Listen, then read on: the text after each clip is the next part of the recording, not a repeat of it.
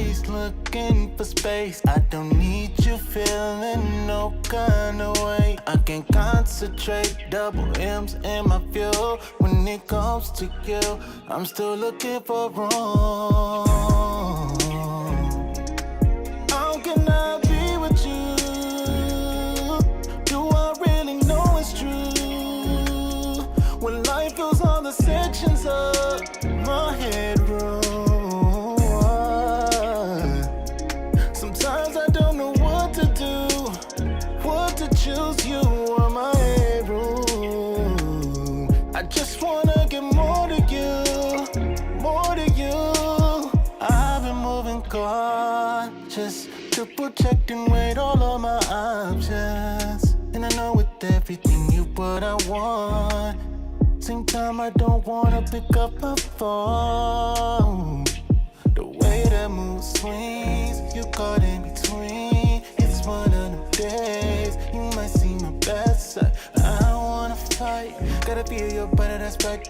No matter if I feel like that. Cause I spend my days looking for space. I don't need you feeling no kind of way. I can't concentrate, double M's in my view. When it comes to you, I'm still looking for room. How can I be with you? Do I really know it's true? When life goes on the sections of my headroom. All right. We back. We back.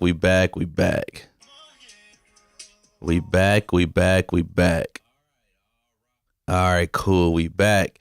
Man, it's been a long week. And it's only Thursday. Well, not only Thursday, but it's Thursday. So, first of all, welcome back to the channel. Welcome back. Y'all know what it is. What's up, cuz? Good morning.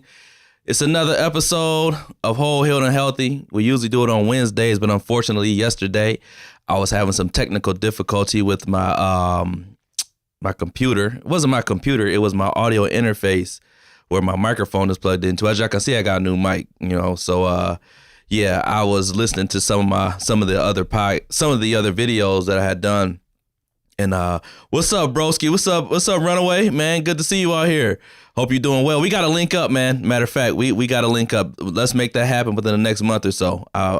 We gonna make that happen for sure. But yeah, so I got a new mic. I was listening to like some of the other videos and podcasts. I'm like, man, like my voice, you know what I'm saying? Like it's too high. I ain't got the deepest voice, but I needed something that was going to give me a little weight, like Barry White or something out here. But so I got a new mic, hooked it up, boom, it's all good. It rained on, it's been raining like crazy since Sunday. So I came down here, what's today? I came down here Tuesday, got everything was working Tuesday, working fine. Boom, everything was working. It was raining. We had a lightning storm come down here yesterday morning. I thought that lightning had struck and had jacked up all my stuff. And I was like, man, I'm about to cry. But praise God that it wasn't a lightning strike. I assumed the worst. Man, I just had to update some firmware. And then low-key, I had to turn up a few things that I forgot that were turned down. But anyway, long story short, we back. It's not Wednesday, it's Thursday. But I'm happy to be here. I'm glad y'all here with us, man. I appreciate you. I'm trying to get this thing right. You know what I'm saying? I want to bring some good quality, and bring value to what we do. You know what I mean? Like to bring value to, what we do. So with all that being said, all the church announcements out the way, y'all know what it is. It's not Wednesday, it's Thursday, but it is another episode of Whole, Healed, and Healthy, where we talk about real life issues, real life situations, real life transitions, and we back that with the word of God. Yes, please share the broadcast if you can, and we back that with the word. We back that with the Bible, and take the Bible to use those principles to help them, help them to allow us to help to navigate through our daily lives. Right? We don't try to overcomplicate things. Yes, we need some sunshine. You know what? Today the sun is shining. So it rained last night, crazy. And then this morning I was taking Avery to school, and surprisingly, it was warm out and the sun was coming up. So hopefully, you know how Michigan is, you know, it'll be sunny in 65. And then by the time nighttime hit, it's snow. So hopefully we have turned the corner and it's really springtime. So I'm excited, man. Again, I'm excited that y'all know what we do. We just use that word. We use the Bible. We apply those principles to our daily lives. We don't overcomplicate things, but we make it simple so that people can see that God is real and that he lives in us. What's up, Janae? I see you right there. My comments are a little delayed. Let me move some stuff around so I can see everything. But I appreciate y'all, man. For real, I do. I appreciate y'all. And hopefully that we're adding value to your life, because you guys are always adding value to my life. Shout out to Janae. She shot me a text. I don't want to put her on blast, but she shot me a text about a week ago, and it just really like blessed my heart, man. And I really appreciated that. You know what I'm saying? So we were texting and, you know, laughing and all that good stuff. So I love y'all, but let's get started, man. You know, if you saw my last video that I posted, I got some notes. So if I'm looking off to the side, it's not that I'm not engaged with y'all, but I'm looking off to the side at my notes. What's up? We got a few more people hopping in. What's up, Dreisha? While you on, if you can, share this, like it, all that good stuff. Share this with somebody who's walking through a healing journey, who may be in transition in life and just wants to join the community of some people who are, you know, we value each other's lived experience. We don't try to put what we live over somebody else. This is something that I heard from another person, that you don't try to put what you lived over somebody else, because that's their lived experience. So we respect one another. We love one another, and we just do what Jesus said to do, is love your neighbor as you love yourself. And if I can do that, I feel like that I'm one step closer to being just like Christ, right? So if you saw my video, I was just kind of sharing a few things about just some reflection over my 40, man, I'm 41. I keep saying 42. I'll be 42 in June. So over my life, and especially over the past, like I said, I want to say maybe 15 to 20 years. And I was just talking about how, like, you know, for me growing up in church, growing up the way that we grew up, that a lot of my identity, I started to find it in the things that I did in church. I honestly started to kind of lose myself in the things that I did and not who I was. And I think that a lot of us can relate to that, whether it be in church, whether it be in your job, whether it be in relationships. Like, we get in relationships, we get in marriages, we get in all types of things, and things start out one way, but somewhere along the line, we tend to kind of begin to lose ourselves just based on the things that we do. You know, if you're a husband, if you're a father, you can get caught up in the role of being a husband so much that you forget who you are. There's nothing wrong. And I'm not saying that in a bad way, like, oh, you shouldn't, you know, focus on being a husband, but meaning, like, you know, you don't take time out for yourself. You realize you lose the things that you love to do. You know, you kind of lose yourself. You lose your identity. Like, who was I before I stepped into this new role? One thing that we know is that roles are always going to change. We're always going to find ourselves in constant change. I think the biggest thing in those situations, in those times as we change, is that we don't lose who we are. We don't lose our identity. We don't lose those core values that we always have. We don't lose, you know, your personality. It's easy to get caught up in doing the same thing over and over and over, to the point that you forget who you are. Like, you know, who were you before this stuff happened? Who were you before I got into this? Who were you before you started this? And so I talked about that, like many of the roles and functions that I did in my church, in the churches that I've attended. So, you know, I talked about that. I played drums. I started out playing drums. I played keyboard. You know, y'all know. Started officially, if you want to call it that, you know, officially preaching at 21. You know, just had so many different functions, and I did them because I love God, and I wanted to do them, right? I did it because I wanted to serve. I wanted to serve God's people. I wanted to serve God. It brought me a sense of purpose. But I feel like there came a point in time where I really got caught up in what I did and not who I was. So, you know, I dedicated my life to certain things. And in that life dedication, I began to lose Mel, or William. My government name is William. So I began to lose me, meaning that I was so caught up in the things that I did, I started to neglect who I really was. And I started to allow the functions or the roles that I was doing. I really started to dictate how I was living my life. It's gonna sound like weird. It's not gonna sound, I'm just say we talking. So it kind of became performative. You know what I mean? Like it kind of became like I have to make sure that I'm always on. That's the slogan of my job, always on. But it became to a point where I always had to feel like I was always on. I was always in prophet mode, or I was always in armor bearer mode. I was always in preacher mode. You know what I mean? Like I was always in a role. And it was not. I love God, so I love the things that God has blessed me to do. But like I said, it came to a point where I was always in that role. Like I was always, I wasn't male. I began to not, my personality began to shrink. Like, like I'm a funny, outgoing guy. I'm gonna crack some jokes. I'm gonna say some inappropriate stuff. You know what I'm saying? Like, that's what I do. That's who I am. I'm gonna do those things. And I just began to find myself where I was losing the core essence of me. Where I was losing who I felt that I was. And I just began to allow those things to kind of dictate how I live my life. And I wasn't living my life.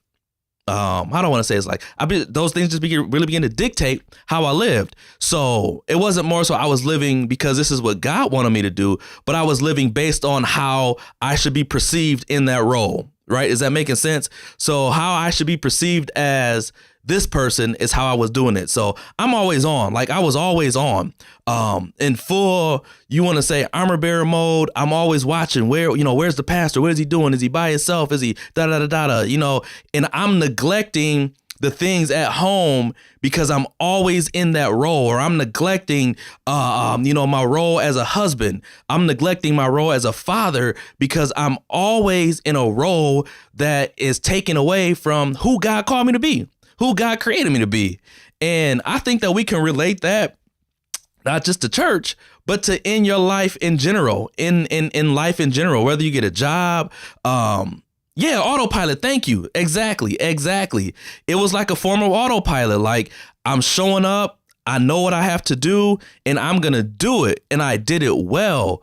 But again, it became like, this is just, I'm going to function in this at all times.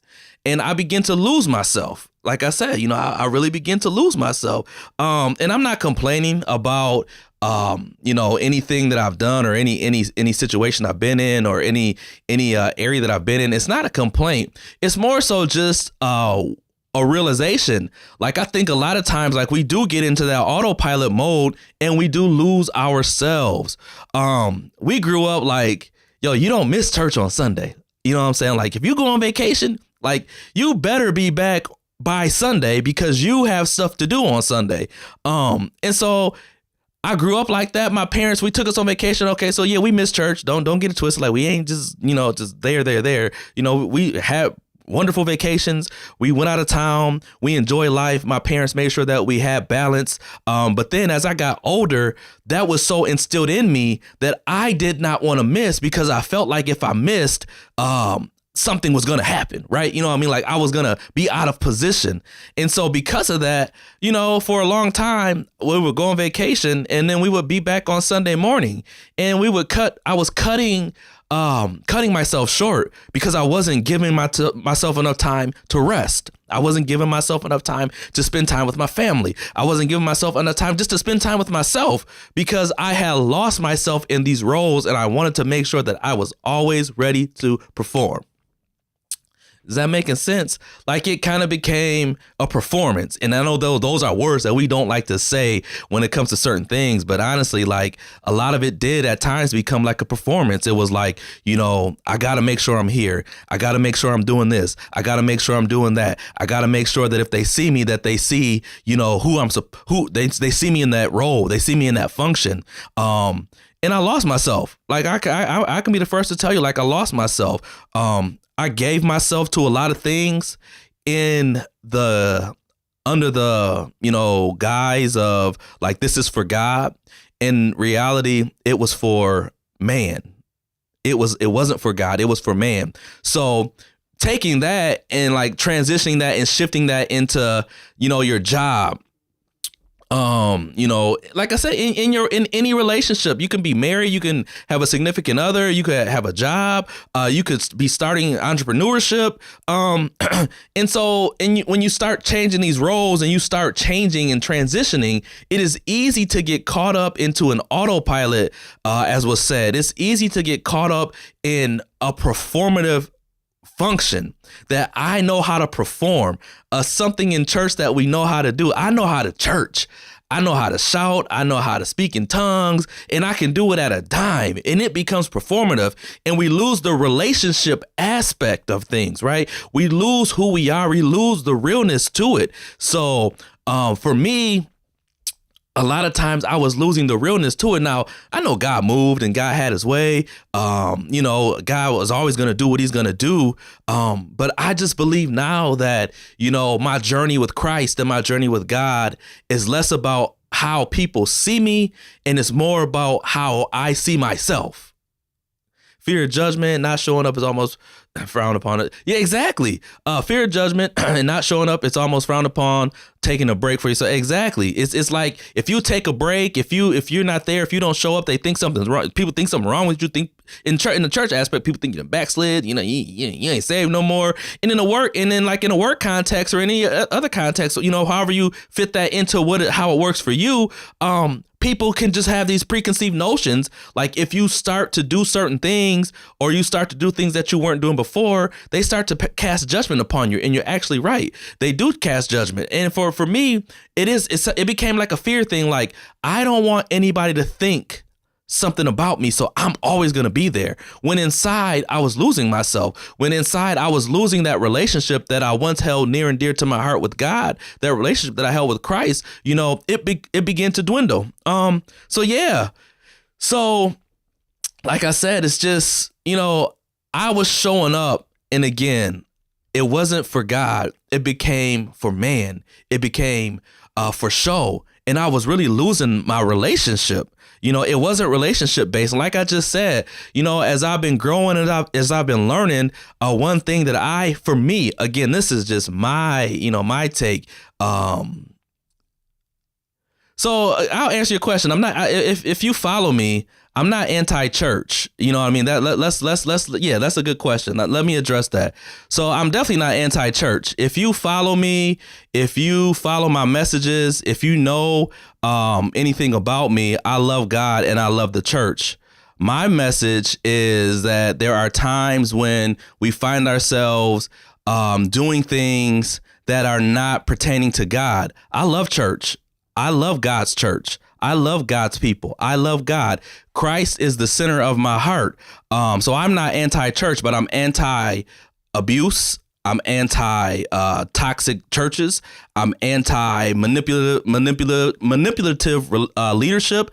I'm anti anything that takes the focus off of God and puts it on man. So I hope that answers your question. So yeah, there are times when you show up in church that you do things that it's not for God, it's for man. You're doing it because you don't want to be judged. You're doing it because you don't want to be, you're doing it because you don't want people to think that you're not saved. If you've been in church for any length of time, you've come across a lot of the things that I share. And my message, and I pray that my message is not anti-church, but anti-things that are not of God. Anti-things that push the focus away from God and put the focus on man. I've been in churches where it was nothing but manipulation. I've been in churches when it was nothing but control. I've been in churches where it was nothing but abuse. Like, don't use your platform to abuse people. Don't use the pulpit to abuse people. Don't use the pulpit to manipulate people. I've been in spaces where people's business has been preached about. I've been in spaces where my business has been preached about. So I'm definitely not anti-church, but I'm anti-church hurt. I'm anti-church manipulation. I'm anti-church abuse. And I'm just anti-abuse, period. And it's not just church, but it's abuse, period, across the board. So I hope that answers your question. Because the things that I choose to do and the things that I did in church, again, I've always said, I love God. I did those things willingly. I did those things because that's what I feel God has for my life and have for my life. But I'm not anti-church, so I hope that answers your question. I don't want to spend a lot of time on that because that's not what this is about, but I definitely will dive into that in some future videos just to give some clarity on some things. So Blue Sky, if that's who you are, your name, I hope that clear gives you some clarity to what my purpose and what my goal is. Again, whole, healed, and healthy, being whole, healed, and healthy in every aspect of your life.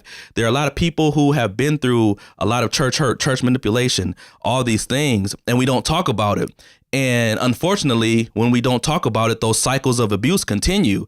And then when we do talk about it, people can get the message mixed up, is that we're anti-church. No, we're not anti-church. That's not the message. But the message is that I want people to be able to find churches that they can feel free in, to find spaces where they can feel free in, to find freedom within themselves, to find freedom in God. So we're going to kind of table that. And we want to keep going on the message of talking about purpose. And again, I'll dive into that in some future videos because I got a lot to say on that. So I'm going to get some of these comments. That's how it was for me at work. The one day I don't come in and spraying sunshine and rainbows, people think I'm about to quit now, and someone can bring up the sunshine at that time. Exactly. People see you and they think that you're always, and I'm reading fast, so I sound jumbled, but people see you and they think you're always supposed to do something. They think you're always supposed to be a certain way. They think you're always supposed to be some type of way. So yeah, like that's the point of this. That's the whole point, is that, we want to talk about, that it's okay that you may not show up all sunshine, as she said. I may not show up all giggly and gushy today. Yesterday, when I was supposed to do this live, after I got my computer fixed and I got everything worked out, I had no energy. And I knew if I came on here, it was going to be blah. I wasn't going to do nothing. I had no energy. So I took a moment to say, you know what? Let's regroup and let's come back tomorrow when I have the proper energy, when my mind is right, when I'm not focused on how my computer was jacking up. Like, I want to give you the best of me. I want to give the best that I have. So that's the point. Yeah, we trying to get people free, and that's what we want. We want people to be free. And that's the whole thing. Yeah, so let's hop back on, man. Let's get back focused. I don't want to focus on that. So let's get back focused. So again, sometimes your identity begins to get wrapped up in the things that you do, in the roles that you play, in the roles that you function, in who you are, in any relationship, in any space. When you've been in that space for a long period of time and you have a certain routine, you can begin to identify yourself as that routine or as that position that you hold, when in reality, the position doesn't identify me, but I identify the position. Because I'm given this position, that position shouldn't dictate what I do. I should dictate what I do in that position. I'm special. I'm great. I have all these great characteristics and all these traits. So instead of losing myself, we should be able to take who we are and then impose our will in any position that we're in. Meaning that if I'm a pastor, my personality is going to bleed through as a pastor. I'm not going to say I'm a pastor and I start acting all uppity and thee and thou and thus and they and that. No, if I'm a pastor, I'm going to be authentic. I'm going to be transparent because I want people to see that you can be yourself and still love God. You can be yourself and still perform at a high level no matter where you're at, right? No matter what your role is, no matter how you're functioning, you can be yourself and still perform at a high level. And when I say perform, I don't mean that you're acting, but I mean that you can do what you have to do at a level that is excellent, that I am able to perform this function. I'm able to perform this job. I'm able to perform whatever role I'm in, and I do it well. I don't lose myself and I don't shrink myself. I think that's something else that we don't talk about, is that sometimes we feel like we have to shrink ourselves in order to allow other people to shine, that I gotta shrink myself in this role, or I gotta shrink myself because I gotta stay humble. I gotta stay broken. I gotta stay something for us. You know what I'm saying? For us, I hope y'all caught that we got to code switch. We have to code switch. But in that code switching, I'm not going to lose my blackness. And I'm going to just say it. I'm not going to lose who I am because I have to, talk a certain way. Like, and it's nothing wrong. Like, I'm not about to go to work and I'm not about to be able to, hey, dawg, what up? What's cracking? I'm not going to do that. But I'm going to talk professional. But in my professionalism, I'm not going to lose my personality.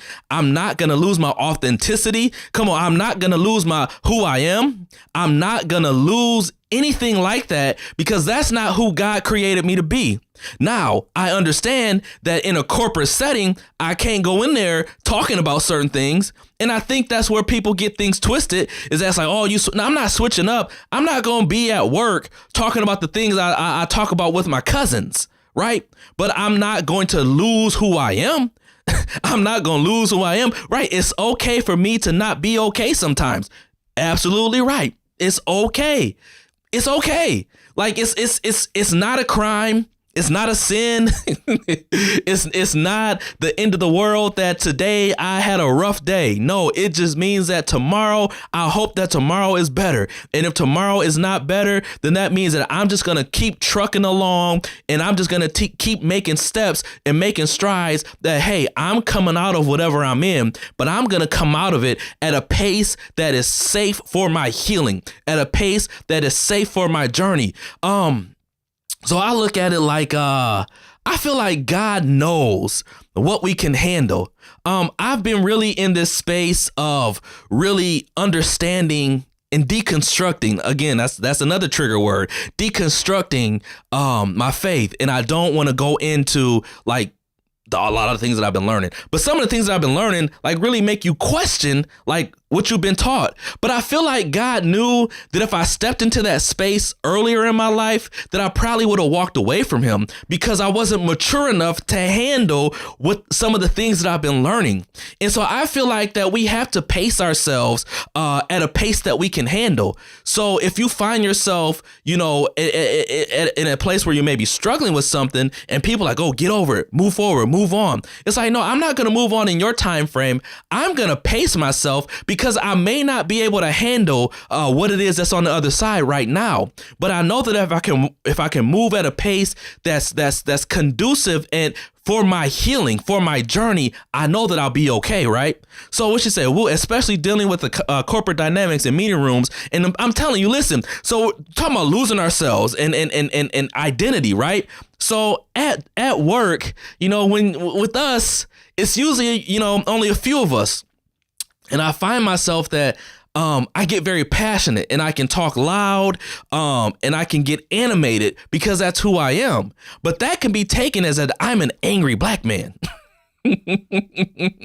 You know what I'm saying? That could be taken away by people who are not used to how we talk with each other, how we laugh with each other. So I have to find myself making sure that it's not that I change my personality, but I make sure that when I talk, I'm clear, I'm concise, and I'm calm, and I'm able to get my point across without being overly animated, because unfortunately, sometimes people can take that as the angry black man or the angry black woman. And I know I'm in the room.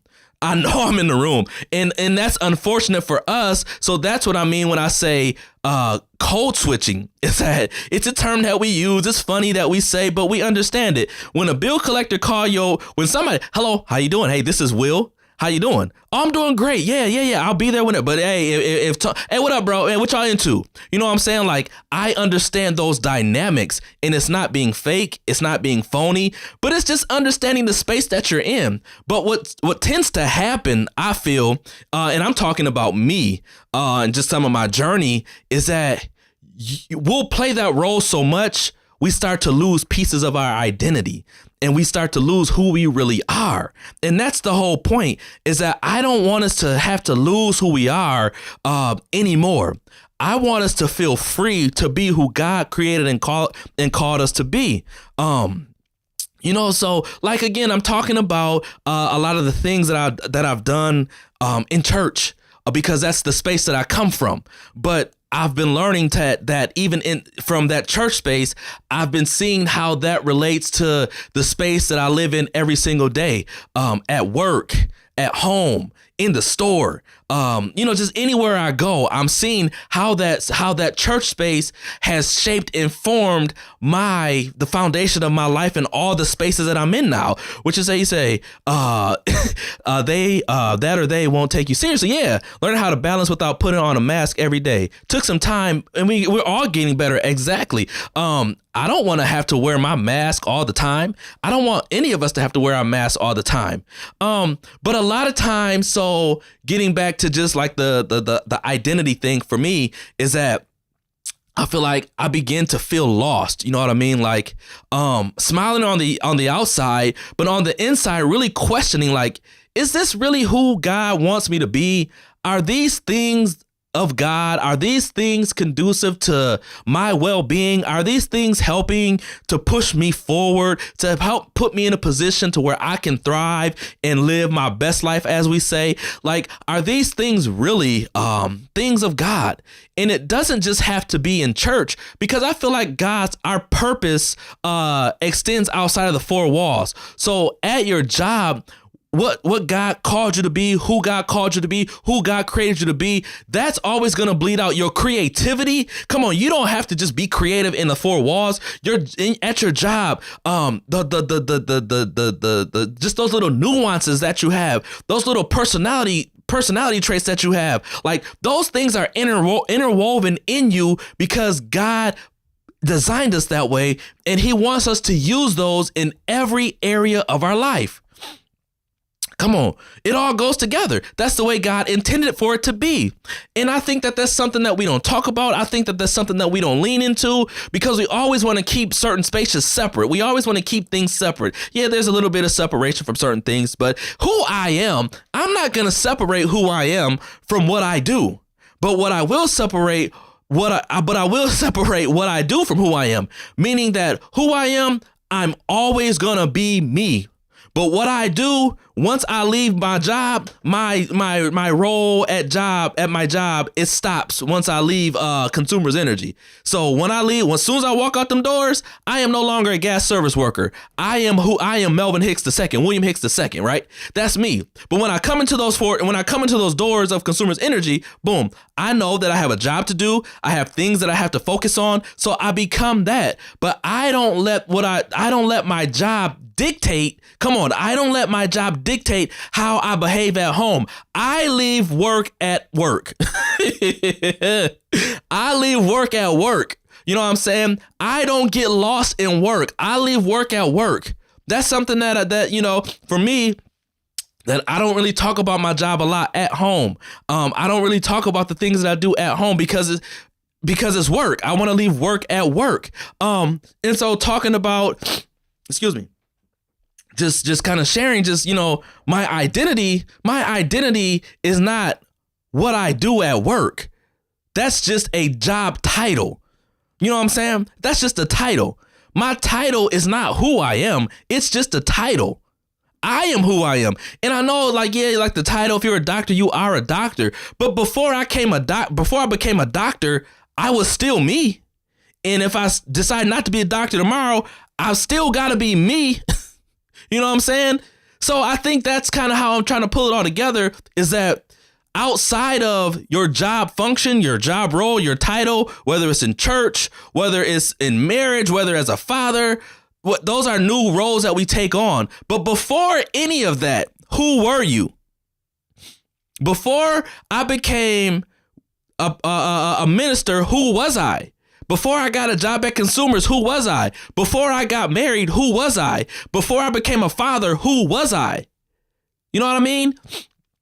Because if I can't identify with who I am, I'm not going to be able to function at my best in all these new roles that I have in life. And these new roles are lovely. I love being a father. That is one of the greatest joys in my life. I love that. I love being a father. I love it. I love being a husband for a lot of reasons. But I love it. You know what I'm saying? Like, I love it. I enjoy it. It's a joy to me. But if I lose myself in just being a father, something else in my life is going to lack. I'm going to lose my identity because something else is going to lack. If the only thing I can focus on is being a great dad, then I'm going to start to lack in other areas of my life. You know what I mean? And that for me is what was happening as I continued in those roles in church.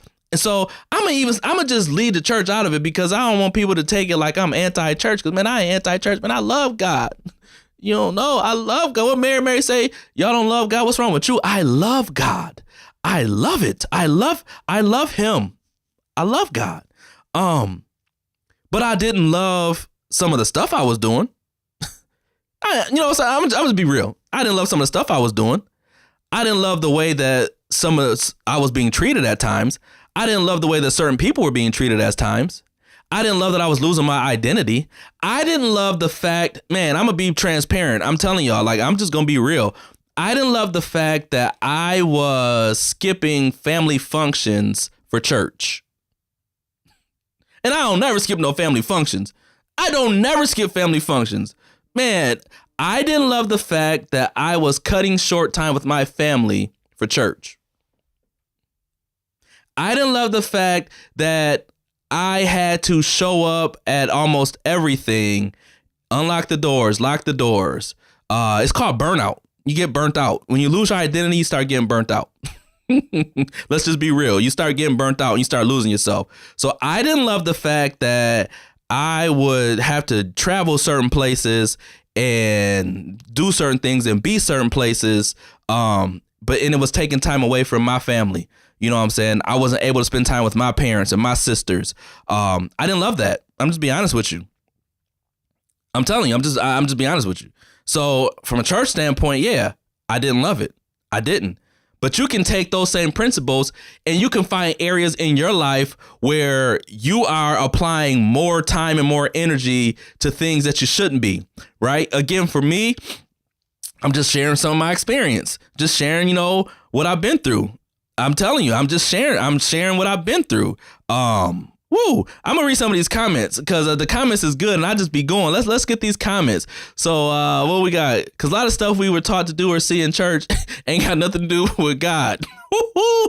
I'm telling you, like, I be asking people, like, show me where this title is in the Bible. And if you can show me where that title is in the Bible, I will gladly do it. And I will do it with joy. What Rochelle said, and people try to make you feel bad or less than when you don't attend every single service or prayer meeting. I'm telling you, again, in a lot of stuff, you know what I'm saying? I know that we're relating it to church because we're church kids.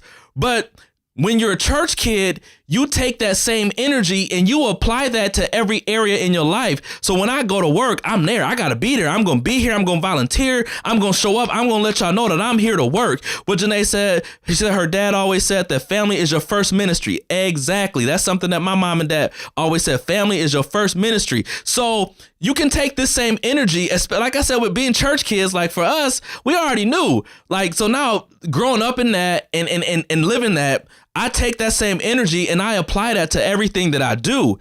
It is a good thing and it is a bad thing. It's great because I always want to give my all. I always want to make sure that what I do it in excellence.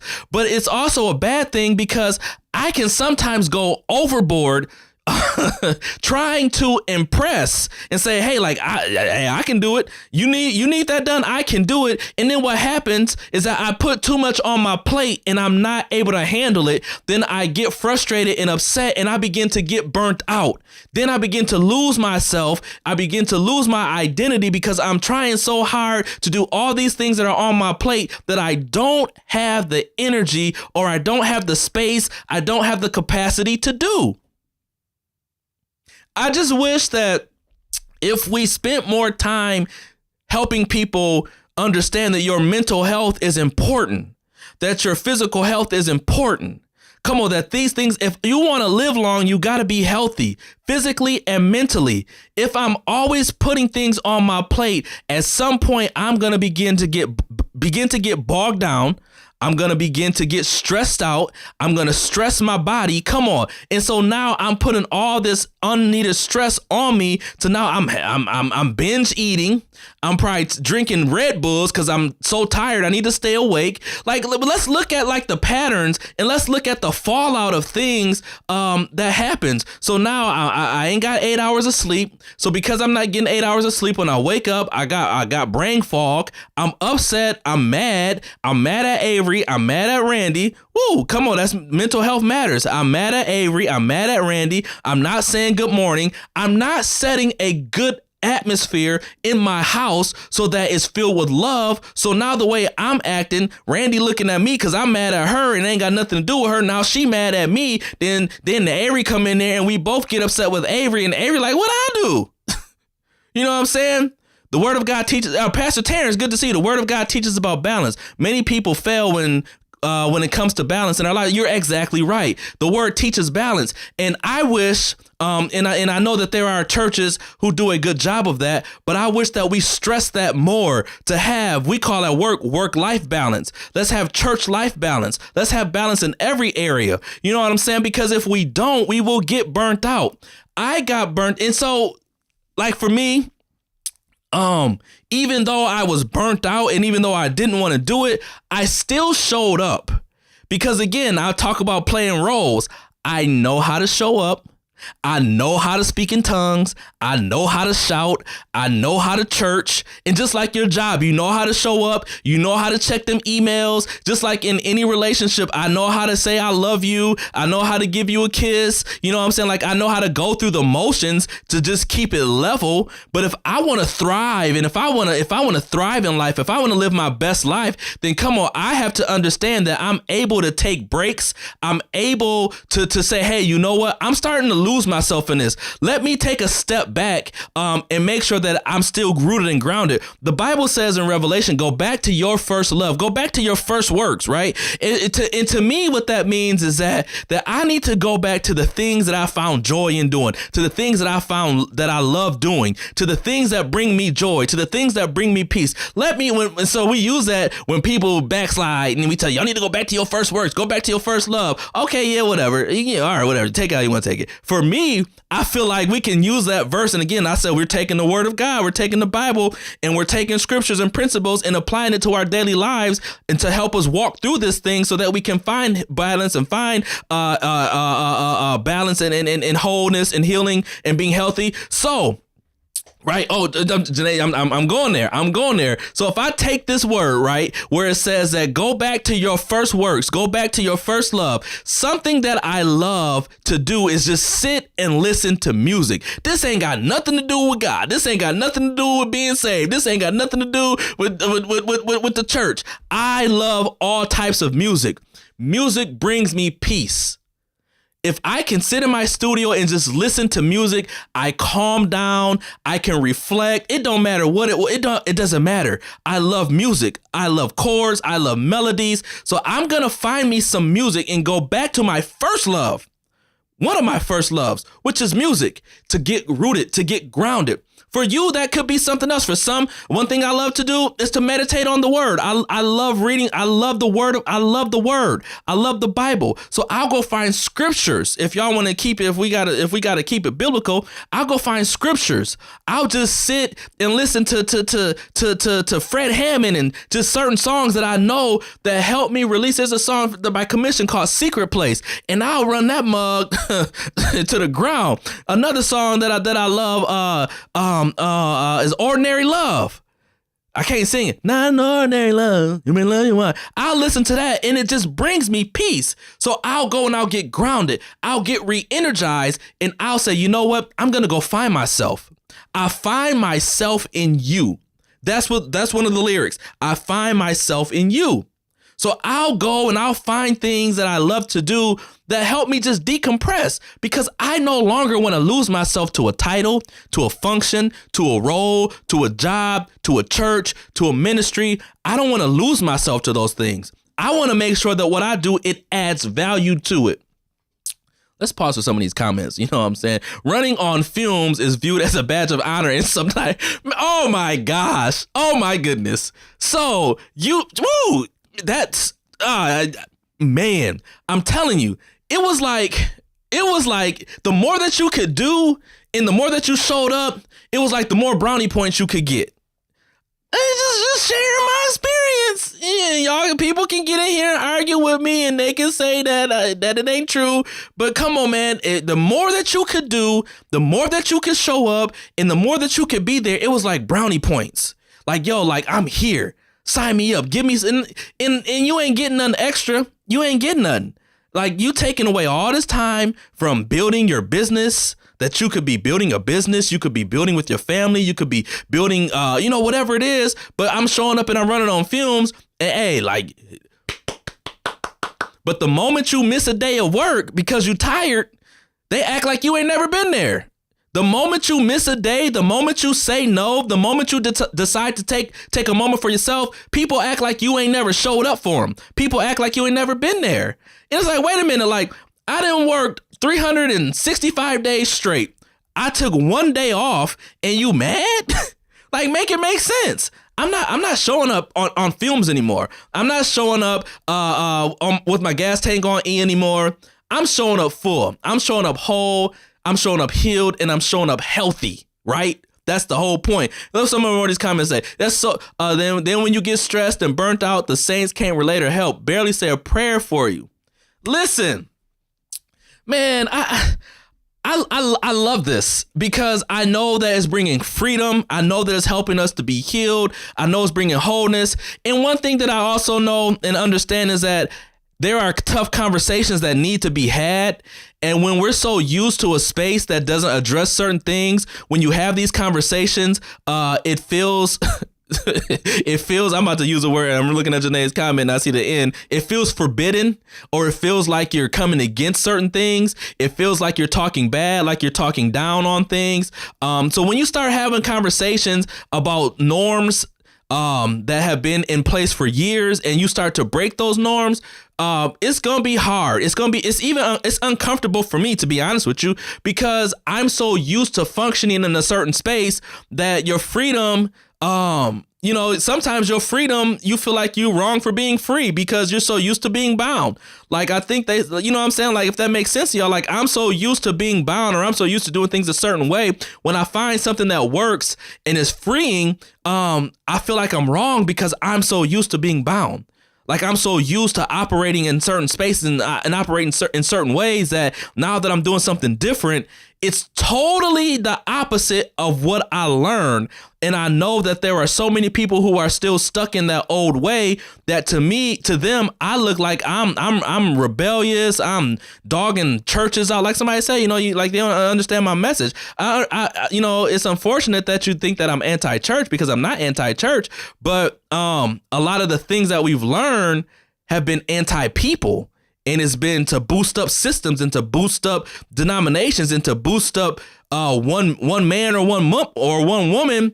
And then it leaves everybody else so drained and so depleted. So then when we start to talk about these things, people think that we are crazy. They think that we're rebellious. We think that they think that we just some rebellious people. No, like, we are people who are taking control of our lives. We're people who are taking control of our freedom. We're taking control of what we consume. We're taking control of what we digest. What we digest, if we don't want it, we spit it back out. And there's nothing wrong with that. Again, this is a journey. The Bible says, work out your own soul salvation. Work out your own soul salvation with fear and trembling before the Lord.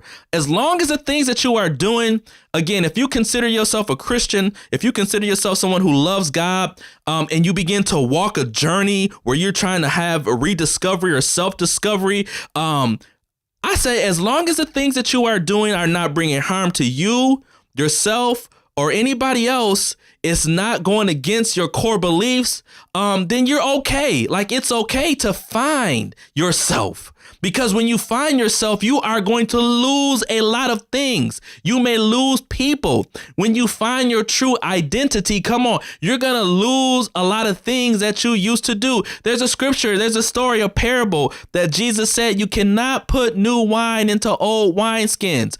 because the old wineskins will burst. The old wineskins does not have the ability, the capacity to handle what's new. They're not going to stretch. Come on. It's not going to handle what's new. So when you start new norms in your life, when you start new things in your life, when you start new projects, when you start new things, come on, the old wineskins could be people, could be systems, could be places, could be things. Those things cannot handle where you're going because it's new. Come on, it's new. It goes on to say that you can't take an old, and I'm paraphrasing, and you can read it in the word for yourself.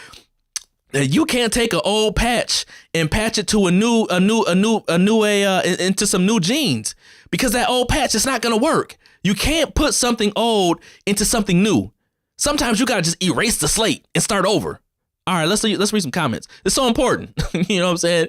And unfortunately, in our culture, going to sit down on someone's couch is forbidden. Yes, it is. It is forbidden. Come on. It's okay to have Jesus and a therapist. Man, I'm telling you, it is okay to have Jesus and a therapist. I need somebody that's going to shepherd over my soul, and I need somebody that's going to help me deal with all the crazy thoughts in my mind, to help me process the traumas that I've gone through, to help me process the losses that I may be experiencing. Listen, I love prayer. You need prayer. You need God. You need a community. Find you a community. But while you're finding your community, make sure you're taking care of your health, your mental health. Come on, your physical health, your financial health. Finding yourself sometimes means losing all that you had. Come on. We're trying to be whole. We're trying to be healed. We're trying to be healthy. Finding yourself sometimes means losing all that you had. And at this point in my life, I'm okay with that. I'm okay with being misunderstood.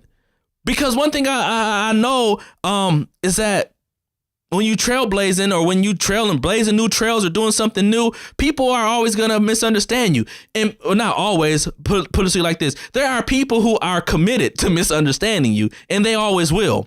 But those in your circle or in your life who want to understand you, they'll ask you questions.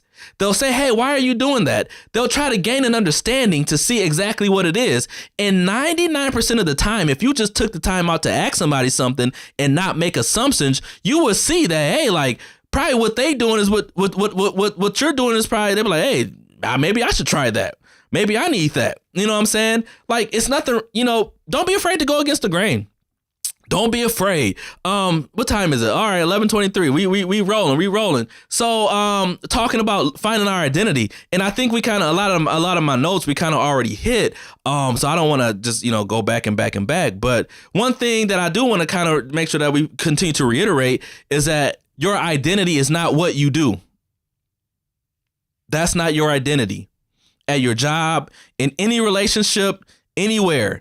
Your identity is not what you do. It may be something that I do, but it is not who I am. Because again, we want to, we want to use scriptures. We want to use the word. I said this last week. The Bible says that before I formed you in the womb, I knew you.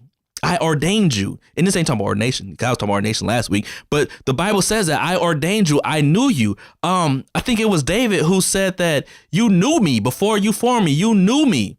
Like, God knew everything about you before he made you. Before you were born, God knew everything about you. So the moment that you came on this earth, your purpose was ingrained into you. Who you are was already ingrained into you. It is up to us to walk this journey and help and to discover our God-given purpose. Everybody's purpose is not going to be found in the four walls of the church. How can we make impact on this earth if the only thing that we do is sit inside four walls? If the only thing that we do is armor bearer? If the only thing that we do is prophesy to the people in the building? I believe that God wants his people everywhere. That's the only way that you can impact this world, right? That's the only way that you can make an impact. So what I do, listen to this, what I do should lead to who I am. Let me make sure I say this right. So yeah, what I do, my identity isn't found in what I do, in the roles that I have, in the jobs that I have. Come on, they're not. But what I do, you should see who I am in that. Meaning that I should be a doctor, but I should be Mel the doctor, not Dr. Mel. I should be Mel the doctor, right? If I'm going to be a pastor, I'm going to be Mel the pastor. So I'm going to be Mel first and then the pastor. I'm going to be Mel first and then whatever, because what I do does not identify who I am. But who I am, come on, is going to affect how I do what I do. And I hope that makes sense. So my personality, I crack jokes. I like to make people laugh. So if you've ever heard me preach or been in a service where I've preached, you're going to see that personality all through my message. I'm going to crack jokes. I'm going to make people laugh. I'm going to make you comfortable. Because I know that if I can make you comfortable, if I can get you open, if I can make you feel like you can trust me, now the word that I bring is going to land a little bit different because you feel like it's real. But if I get up there and I play a role and I start hooting and hollering, y'all going to be like, man, that ain't even, like, what are you doing? That's not you. And you're going to tune yourself out because I'm being something, I'm doing something, and I'm being fake. Let's just call it what it is. I'm being fake and phony. But if I get up here, like even on this live, I'm going to crack my jokes. I'm gonna tell my stories. Come on, man. And you're gonna relate because it's authentic. So yeah, I'm gonna be authentic in everything that I do. But the things that I do, they don't identify me. They don't make or break me. What you say? Sometimes you make what you do who you are to gain acceptance from those you crave attention from. Woo! I love that. You strive to embody what you do for that acceptance. I love that because that is so true. I found myself doing a lot of things just to gain, like, you don't want to be the outcast. You don't want to be the only one not wearing a suit. So let me throw a suit on. Something as simple as that. You don't want to be the only one not wearing a suit. So when Sunday comes, you go find a suit. I hate wearing suits. I hate it. I cannot stand wearing suits. I want to, if I'm popping up at your church, I'm wearing hoodies and jeans and some tennis shoes, maybe some boots. Don't expect me to come in a suit because a suit is not who I am. I'm hoodied out. Y'all see it almost every week. I got on a hoodie because I'm hoodied out. This is who God created me to be. I'm just a regular dude. Now the suit, that works for some people. So I don't belittle the suit. Because some people, hey, that's who they are and they can reach those people. But because I know who I'm called to reach, I know that, hey, who I am and who I'm called to reach, is people who look like me, people who act like me, people who talk like me, people who have similar experiences like me, people who've grown up like me, people who are experiencing similar things like me. And a lot of those people are just, hey, we just here, like we cooling it, we kicking it. I'm dating myself for some of my language, but But if you invite me to your church, just an example, I ain't wearing no suit. I ain't saying thee, thou, thus, that, nothing. But you know what I am going to do? I'm going to be funny. I'm going to be relatable. I'm going to tell the truth and it's going to land. And I know that word and I'm going to use that word and I'm going to land it. It's going to land and you're going to walk out of there changed. And that's the point of this. And like you said, sometimes you make what you do who you are to gain acceptance. Been there, done that. I ain't going to hold you up. Been there, done that. Like I've done it. Plenty of times, but I told myself I'm not doing that anymore. That's not healthy. That's not healthy. That's not healthy for me because I was losing myself. So, listen. We about to roll up out. It's 11:30. We've been on here for almost an hour, which is about the time frame that I want to keep it at. I don't want to keep it on here all day. Just a couple more things before we go. You know what I'm saying? Just a few things that I wrote down. Like value isn't earned; it's inherited. It's inherited. I can't even talk. Good grief. But your value, your value is what you put on yourself. Whatever the value you put on yourself, that's what your value is. If you don't value yourself, nobody else will. Simple as that. If you think you cheap, then everybody else gonna think you cheap. And this is something that, just being honest, something that I struggle with because I love to help people. I love to just give and I love to help people. I love to make sure that people have the things that they need. And if you're trying to do something, you're starting something. I think really what it is just the encourager in me that I want to see people encouraged. But with that, I'm starting to understand that I can go too far and do more than what people are asking me to do. And then I feel some type of way when I don't get that recognition, when it's like, well, they never asked you for that. You did that on your own because you wanted to do that. And some of that is having low self-esteem. To be honest, I know that I've had low self-esteem issues, and so some of that is like Jaleesa just said, trying to be accepted, trying to get attention. So I understand that's part of me, is that I've struggled with low self-esteem. And I'm it's cool. I'm okay to admit that. Like, y'all can't use them. Whatever, I've struggled with low self-esteem, and I understand that about myself. But now I'm learning to value myself, to value what I bring, to value who I am, to value what I have to give, because it's worth something. And I'm saying that same thing to you, not you, but you out here, that you're valuable. What you have to offer is amazing. You're valuable. You have so much to give people. So don't devalue yourself, because if you do, people take advantage of that. Yeah, man. So, again, and one thing that I've come to learn is that, I didn't lose myself. I just lost a role. And I talked about like what happens when all these things end. Like, who am I after the lights go out, and after the smoke and the fog and the mirrors is gone and the production is gone? Like, who am I?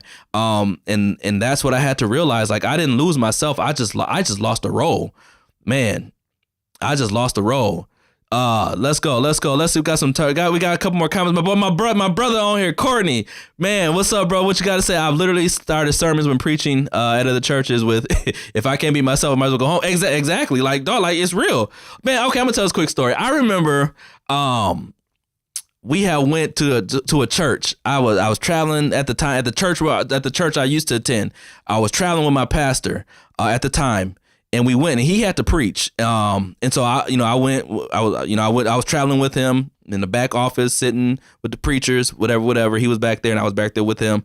And so they're about to exit the office and go sit on stage. Now, listen, one of the pastors said to me, "You can't sit with us because you dress like a rapper." I kid you not. The pastor told me, "You can't sit with us because you dress like a rapper." Now, the old me probably would have been crushed. Like, dang.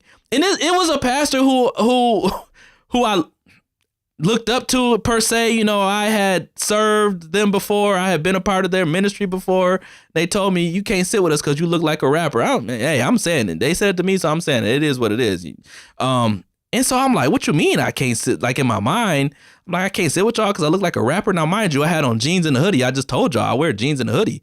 Okay, so I had on my jeans, I had on my hoodie. And he like, "Yeah, you can't sit up here in the pulpit because you dress like a rapper. You dress like the world." And I said, man, first of all, I said to myself, I don't want to sit with y'all. Y'all dry? I'm sorry, but I don't want to sit up there. Number one, I don't care. Like, okay, let me, I'm sorry. Let me dial it back. But I said to myself, I don't want to sit with y'all. Number one, I don't. Like, I had no intentions in sitting in the pulpit. I don't care about that type of stuff. That stuff don't matter to me. I don't care about sitting in your pulpit. Okay, who cares? Like, I got bigger fish to fry. I don't want to sit with you. I didn't come here to sit up there. I don't care to sit up there.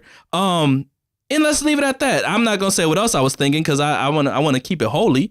But I'm like, dog, like, you really want to say that? Like, come on, man. And those are the type of things when I talk about you lose your identity. Those are the type of things that could take a young preacher and have him doing all types of crazy stuff to fit in with these old preachers, with this old religious stuff. I don't care about your religion. I don't care about your religious ways. I don't care about your religious traditions. That stuff does not faze me anymore. I don't care then. I don't care now, and I didn't care then. I don't care about your religious stuff. It's all religious. I don't care about it. I don't want to sit with you. Man, I'm telling y'all, let me get through these comments. What you say, Bree? Yes, you do that. That's why, as young people, Bree, thank you. I appreciate it. I really, that warms my heart. I really, seriously. Randy tell me I ain't young, but thank you for letting me know that I'm landing with you, because I really appreciate that. Because I've been young in church, wanting to live saved and wanting to live right and wanting to live, and uphold this word and uphold this standard. and I didn't necessarily have a lot of people that were just really able to help me navigate it the right way. It was always because the Bible says, but I want to be able to just to share my experiences and let you know that it is okay. If we make mistakes, it is okay. God is not striking us down for every mistake we make. You know what I'm saying? So I thank you. Like, seriously, I appreciate that. And you know, I love you and your mom and your dad. I love y'all family. So thank you. We've all suffered in that area. Yep. It's foolishness. This is why these young souls aren't being reached. Old school stuck in the past preachers. Like, I'm telling you, cuz. And I'm like, what else we say? I wonder why. I'm telling you. And that y'all saying all the stuff that I was saying to myself. All right, and then wonder why the church is not growing. I ain't said, Janae, you said it. It's all religious. And I said, I don't care about that religious stuff. I don't want to sit with you. I don't even want to be seen with you. Cause man, like, I'm on a whole nother path. I'm trying to do something that you haven't done. I'm trying to do things that y'all not doing. And this whole religious, play the role, play the part, pay your dues. Like, no. That's not the point of this live, but it fits because, as I was saying, to a young preacher who may have just been starting out, they could have let that sit with them forever, and now they're copying people, preaching like other people, dressing like other preachers, acting like other preachers. And now they're just a clone, a copy of something that has been done and something that's not working. So now instead of being who God called them to be, they're being somebody else. They lost their identity because somebody told them something that had nothing to do with the word, that had nothing to do with the Bible, that had nothing to do with God. So I've been in those spaces. I've been there, man. I've been there. I've been young in ministry. I've been young, wanting the recognition. I've been young, wanting to, hey, I gotta do it like this. And just to come to find out that, nah, that ain't the way. That ain't the way. So, man, let's make sure that we don't lose ourselves no matter where you're at in life, no matter if it's at your job, whether it's in a marriage or it's in your family, whatever it is to do, whatever it is, just make sure you don't lose yourself. I'm telling you, like, if we don't be who God called us to be, who God intended us to be, then we're missing it. We're missing the mark. We're missing the mark. Like, it ain't about how you dress. It ain't about how you talk, how you walk. Man, it's about the life that you live. It's about the love that you have. Like, just learning and realizing, like, I'm gonna be doing a study just on the life of Jesus and what he taught. You know what I'm saying? Because I want to be like Jesus. Jesus told me to love my neighbor as yourself, and then love the Lord your God with all your heart, your mind, and your soul. He said, upon these two commandments hinge the law and the prophets. So I feel like if we can start there, that's like 98% of the battle.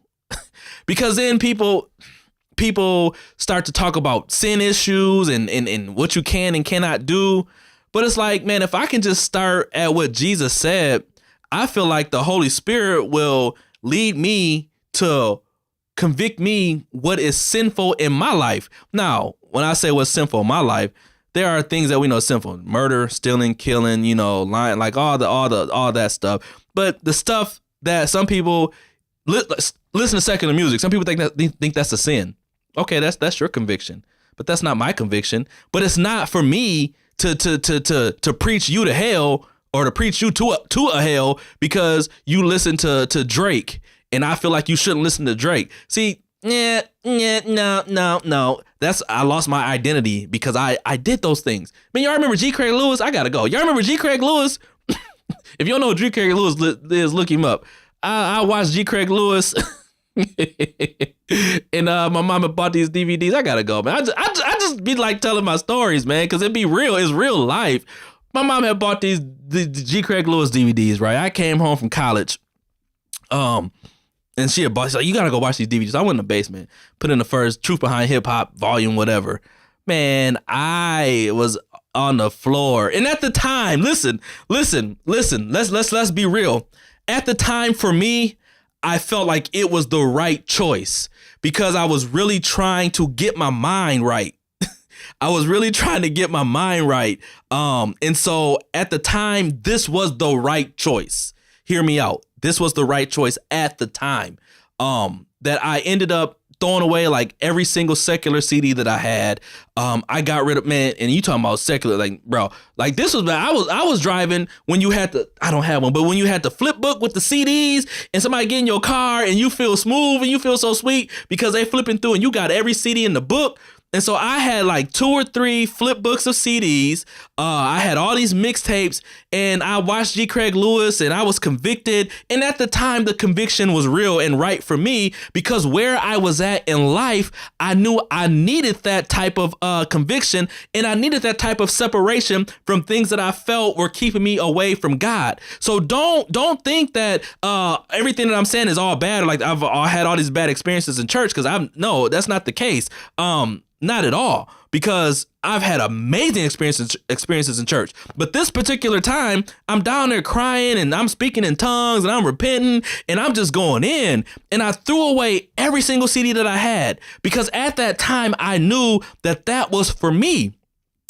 But now at the ripe age of 41, I understand that my conviction is not your conviction. So I'm not going to preach you to a hell because you still listen to trap music, Janae. That's your choice. You know, that's between you and God, between you and your God, the God of your understanding. But as for me and my house, we going to serve the Lord. No, but see how quick I took that and flipped that on it like that. See, those are the type of things that I don't want to do, that I don't like doing, that the church does to us. I'm not going to preach my personal conviction on music on somebody. And so I'm saying all that to say is that as you walk through this thing called life, and as you walk with God and get closer to God, if you simply love the Lord your God with all your heart, mind, and your soul, and you love your neighbor as yourself, as Jesus commanded, everything else in your life will begin to fall into play. You're going to find your identity in that. That's one thing I do know. You're going to find your identity when you love God, when you love your neighbor as yourself. How much do you love yourself? See, we skipped that part. Love your neighbor as yourself. So if I'm losing my identity and I'm losing myself, I don't really love myself. So, said all that to say is that if you feel like you're losing yourself, if you feel like you're being wrapped up in what you do, if you feel like you're being wrapped up in titles, don't even worry about it. Drop it. Lose it all. I feel like God stripped me of a lot of things because he knew that my relationship was lacking with him. And I feel like all the things that I felt were important to him, they weren't important. He stripped me of, man, I told y'all, like I was ready to pastor. Like I was gung ho. I was excited. I did all these. I know the reason why I listed a lot of the things that I did in church was just because I want you to understand, like, we all have a lot of roles and a lot of things that we do in life. And a lot of those times that those things become so much that we enjoy them, but we lose ourselves in them. And I felt like for me that God, we about to bounce, that God stripped me of all of that, to make sure that my motives were pure, to make sure that my heart was right, and most importantly, to make sure that I still valued the relationship that I had with him, to make sure that I still knew who he was to me and who I was to him, right? So just, as we close, man, I just want you to know that just because the season changes, that, you're not broken. You're not broken because your season changed. You're not broken. You're not lost. You're not lost because the seasons change. Seasons have to change. We have 4 seasons for a reason. It can't be winter forever. As much as I love summer, I know that fall is coming. And I know that when fall comes, that, hey, the leaves are going to fall. I know that things change. It can't be winter forever and it can't be spring forever. So whatever season you find yourself in, embrace it and know that season will change. Know that God is with you in every season that you're in your life. Understand this, that you're not lost. I feel like we're just being reintroduced to ourselves. I preached a message called "Allow Me to Reintroduce Myself," and hopefully I get to preach it again because it was. I ain't gonna lie to you, it was good. But you're not lost. You're reintroducing yourself. Allow me to reintroduce myself. And that message it dealt with Samuel.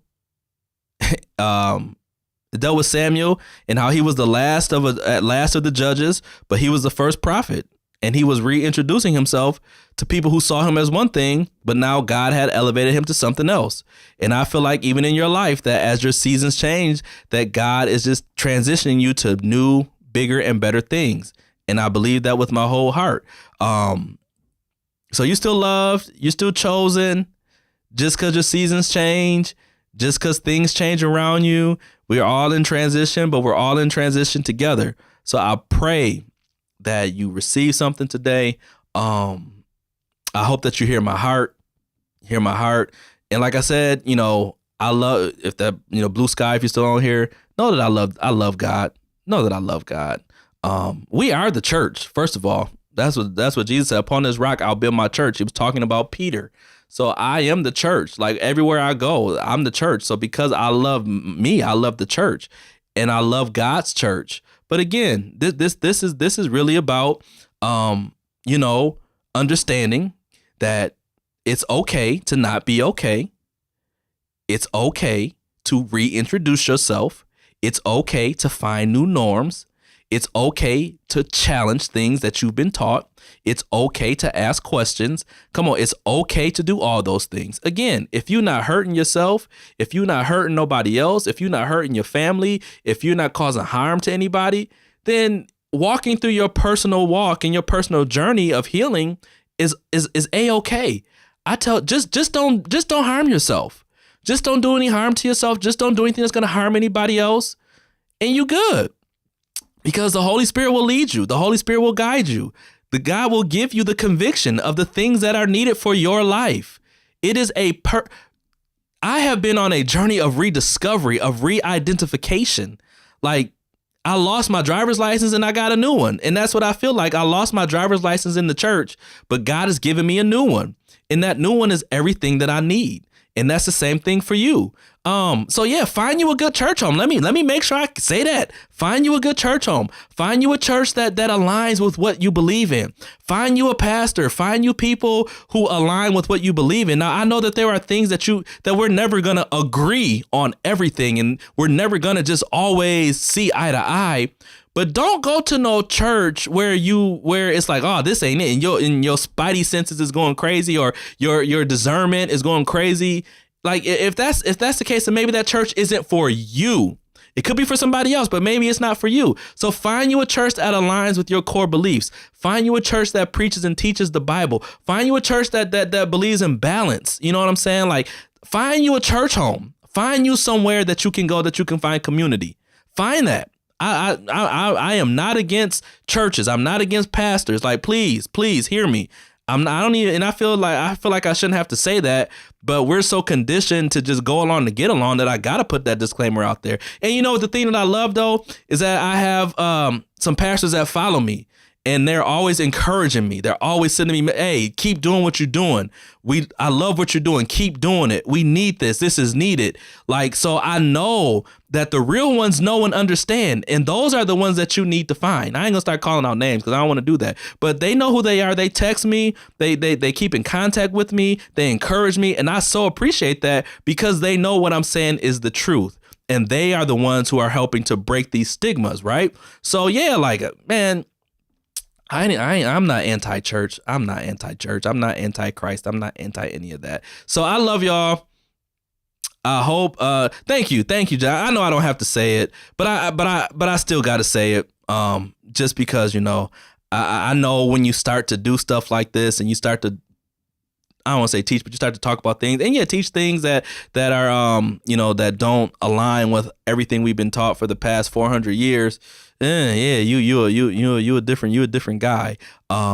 And I understand that, and I'm okay with that, because I know my heart and I know my intentions are not to bring anybody down, but to lift us up.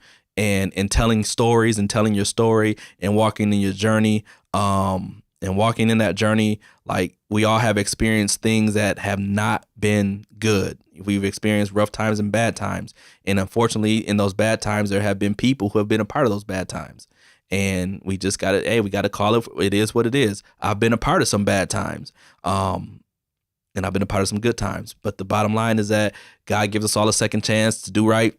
And that's what we're here for. So I love y'all. Thank you, Bree. Thank you, Janae. Thank you, Bree. Thank you, Christina. I hope I'm saying your name right. Marvina, thank you for tuning in. Thank you. I appreciate you for tuning in. I hope y'all come back next week. Man, I'm back on Wednesday. Wednesday is the day. You know what I'm saying? Or should we move it to Thursday? I like Wednesday, but whatever. I'm gonna keep it on Wednesday because that's like the midweek. So Janae, thank you. I love you. Thank you. I appreciate y'all. Would you say Brie and Nose no? Yeah, exactly. Like, man, y'all know what it is. Like, I just want us to be free, man. Like, I got time to talk about all this in future episodes, but I was so bound for so long. It was crazy. And I thought it was freedom. I thought it was freedom. And then once you get free, like my mom is a licensed therapist. So I be talking to her and I be like, but June, don't try to therapize me, if that's a word. Like, don't try to do therapy on me. You know what I'm saying? I don't need you to be doing therapy. I just need you to listen to me. But something that she told me, and it stuck with me, is that you can't see the frame when you're inside the picture. You cannot see the frame when you're inside the picture, meaning that you can't see what's going on around you because you're inside of it. I hold the devil in the monitors. I've been down here where I should have brought my oil, but I'm gonna have to lay hands on all this stuff. But my mom always tells me you can't see the frame if you're inside the picture. And so meaning that you don't know what's going on outside of you because the only thing that you can see is what you're in. And the moment I got outside of it, I saw that, hey, we got to change some things up. We got to do some things different. So next Wednesday, we back at 10:30 again. We praying that the devil ain't in the monitors. I pray that you all have a blessed rest of your week. Like I always tell you, do something for yourself. Do something that makes you feel good. As long as you ain't hurting yourself, as long as you ain't harming yourself, do something that makes you feel good. Because this weekend, I'm going to relax. I'm going to rest. Last week was spring break and Avery was here. And yeah, I love my girl. That's my girl. But yeah, I'm glad she took off to Jackson with her Mimi, and she spent some time with my mom in love and some time with my mom. Because by Thursday, Avery was about to get the boot, and that's when I dropped her off. Thursday morning, all right, Mimi, I'm bringing you Avery because I need a break. No, but last week was spring break, so we took a week off just to enjoy time with family, just to enjoy time with Ruth, so I could enjoy some time with Avery, because I work second shift, so when she gets home from school, I don't get to see her, and when I get home from work, she's always asleep, so I was just able to spend time with her before I went to work, and it was just much needed rest. I love my girl. Y'all know that's my girl. Y'all know I love Avery, and y'all know I love my wife. Y'all know I love Randy. We just were able to spend some time together, so I'm excited. Next week, 10:30 on Wednesday. I love y'all. Love. As my boy Russ and Brandy says, love. I got that from them. Shout out to them. I'm not stealing y'all phrase, but I just like that phrase. Love. But most importantly, man, do something for yourself. Do something good for yourself. I will see y'all next Wednesday. Stay whole, stay healed, and stay healthy. I love y'all. Peace.